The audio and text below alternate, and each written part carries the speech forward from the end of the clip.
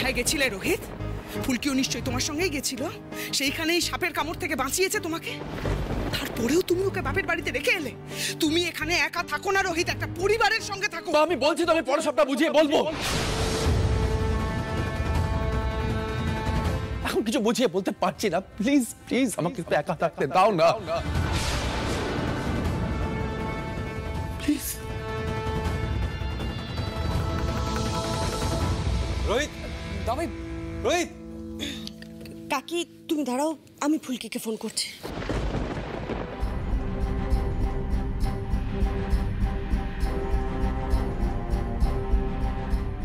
কি হলো বৌদি? ফুলকি ফোনটা ধরছে না? না ফুলকি ফোনটা বাড়িতে ফেলে গেছে। প্লিজ ফোন করাটা বন্ধ করো। আর আমি বলছি, ফুলকি দাসকে কেউ এই বাড়িতে ফিরিয়ে আনবে না, ওকে?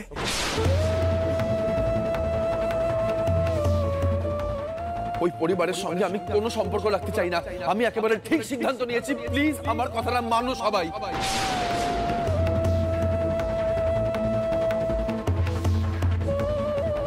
এই ঘটনাটা তো একদিন না একদিন ঘটতোই। শোনো মেজ বউ,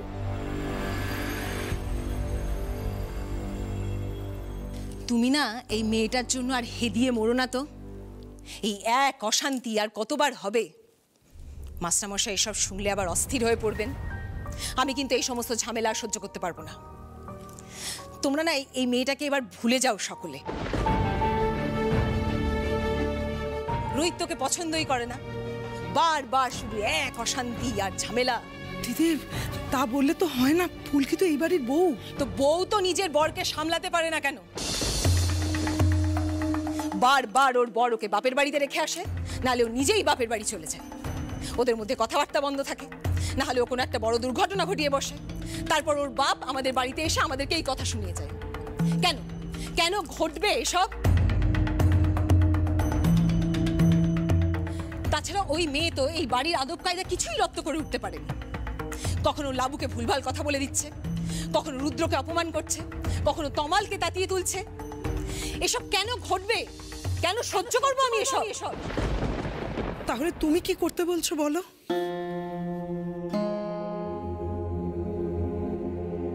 আমি শালিনীর সঙ্গে কথা বলছি, রুদ্র রোহিতের সঙ্গে কথা বলুক। যদি রোহিতের অমত না থাকে তাহলে শালিনী আর রোহিতের আবার বিয়ের ব্যবস্থা করব আমি।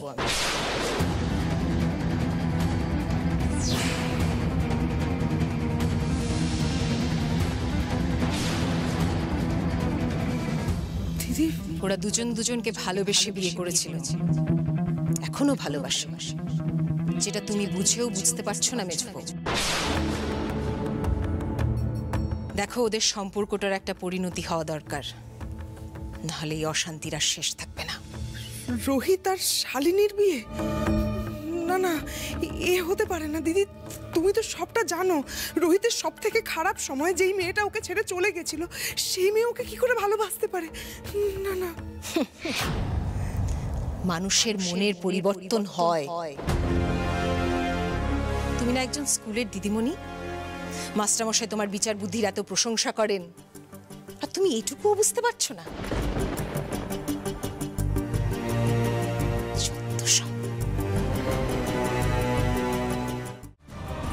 কি বলছেন? আমি কিচ্ছু বুঝতে পারছি না। বৌদি, ফুলকি ওর বাবা মার নিজের মেয়ে নয়,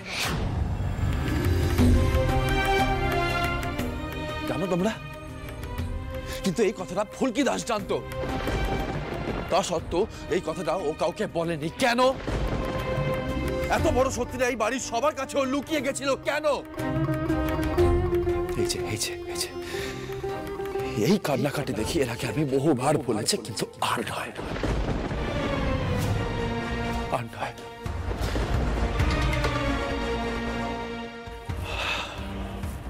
আমার সত্যি এখনো অনেক উত্তর পাওয়া বাকি আছে। আমি টোটালি কনফিউজড আছি, তাই ফুলকে আমি এই বাড়িতে আনতে চাইনি এখন। এসব কি কাণ্ড হচ্ছে এখানে? আর এত রাতে এত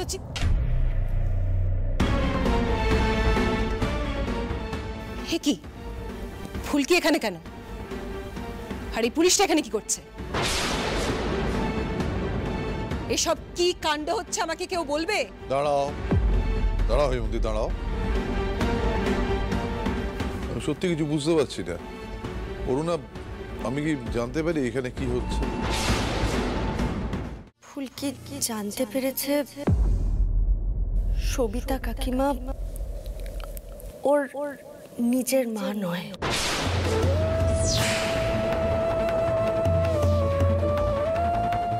ফুলকিকে ওনারা পেয়েছেন। মানে সব কি কাণ্ড মাস্টারমশাই? তার মানে এত বড় একটা তথ্য ওরা আমাদের কাছে গোপন রেখেছিল। আমি বারবার বলেছিলাম এই বিয়েটা দিও না। পরিস্থিতি ওরা এমন তৈরি করেছিল যে আমরা বিয়েটা দিতে বাধ্য হলাম। তার মানে সব কিছু সাজানো ছিল।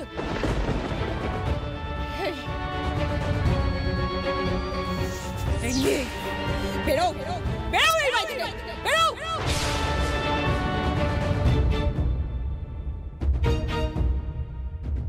এরকম একটা পরিচয়হীন মেয়েকে আমি বাড়ির বউ বলে মানবো না। কে আনলো এই বাড়িতে? কে আনলো? মেজু বউ, বারণ করলাম না আমি? আরে হৈমন্তী, দাঁড়াও দাঁড়াও। অবস্থাটা কিছু আগে বুঝতে তো আমি কিচ্ছু বুঝতে পারছি না। দাঁড়াও।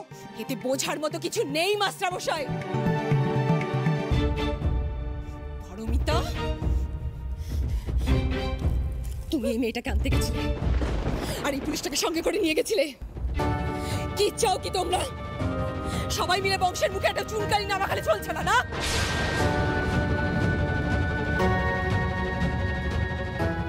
জেঠিমা,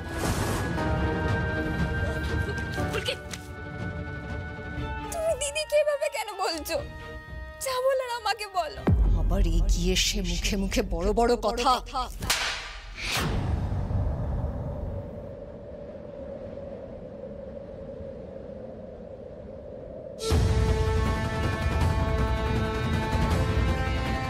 এই জন্যই বলে দেখে মেয়ে আনতে হয় ঘরে।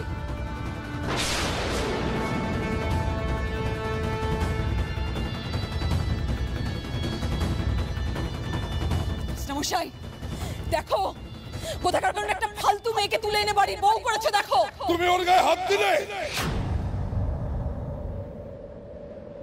হাতটা নোংরা করলাম মাস্টারমশাই, ধুয়ে ফেলবো।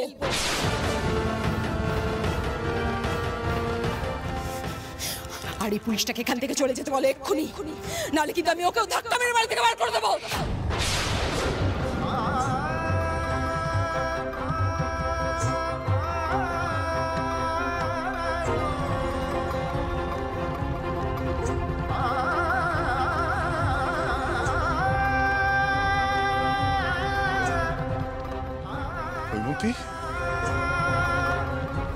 কি বলবো তোমায়? হ্যাঁ, কি বলবো?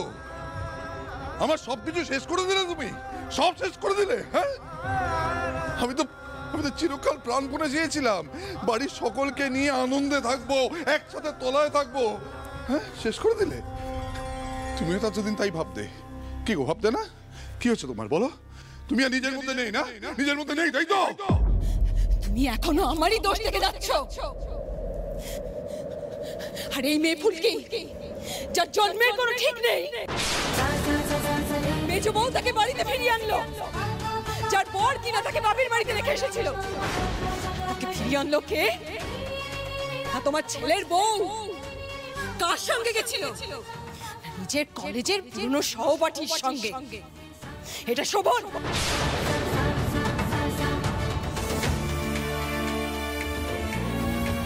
এত অনার সৃষ্টি চলছে বাড়িতে, আর তুমি আমারই দোষ থেকে যাচ্ছ বারবার।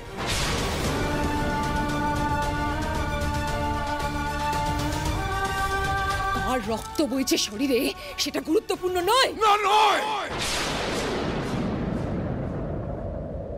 সেটা গুরুত্বপূর্ণ বিষয় নয়।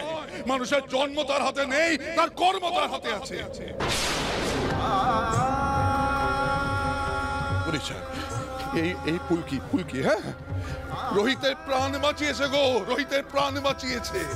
এই রায়চৌধুরী পরিবারের সকলের সম্মান বাঁচিয়েছে বারবার। এগুলো ভুলে গেলে না, সব ভুলে গেলে।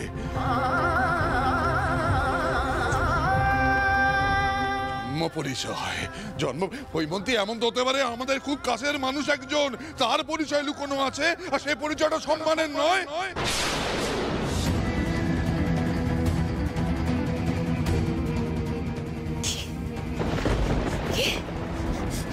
মানে শোনো শোনো, তুমি এই পুলিকিকে সমর্থন করতে গিয়ে না মুখে যা আসছে তাই বলে দিও না।